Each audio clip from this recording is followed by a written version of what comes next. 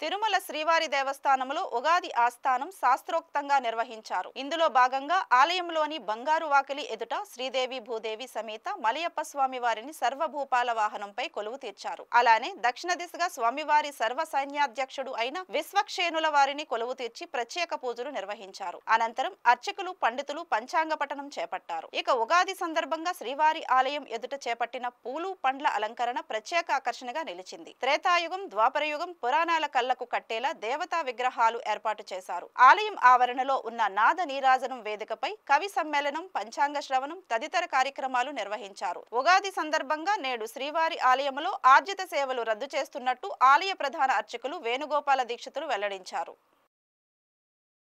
నమో వెంకటేశాయ.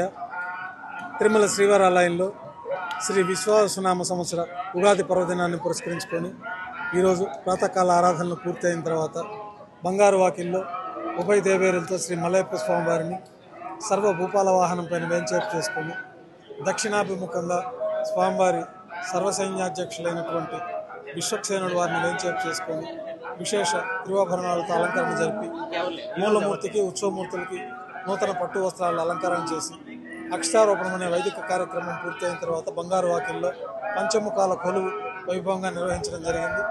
ఈ ఉగాది పర్వదినాన్ని పురస్కరించుకొని శ్రీవారి ఆలయంలో ప్రత్యేకంగా పంచాంగ శ్రవణం కార్యక్రమాన్ని కూడా నిర్వహించడం జరిగింది.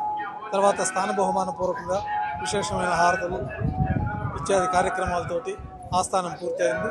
ఈరోజు ఉగాది సందర్భంగా శ్రీవారి ఆలయంలో అన్ని ఆర్జీ సేవలు రద్దు చేయబడి ఉన్నాయి. రాష్ట్ర ప్రజలందరికీ, దేశ ప్రజలందరికీ ఉగాది శుభాకాంక్షలు. ఈ ఉగాది పర్వదినం రోజున స్వామివారికి విశేషంగా లోకక్షేమం కోసం ప్రత్యేకమైన ఆరాధనలు నిర్వహించడం జరిగింది. రాజు, రాష్ట్ర, గ్రామ యాజమాన్య సర్వ భక్తులందరూ కూడా క్షేమంగా ఉండాలని కోరుకుంటూ ఓం నమో వెంకటేశాయ.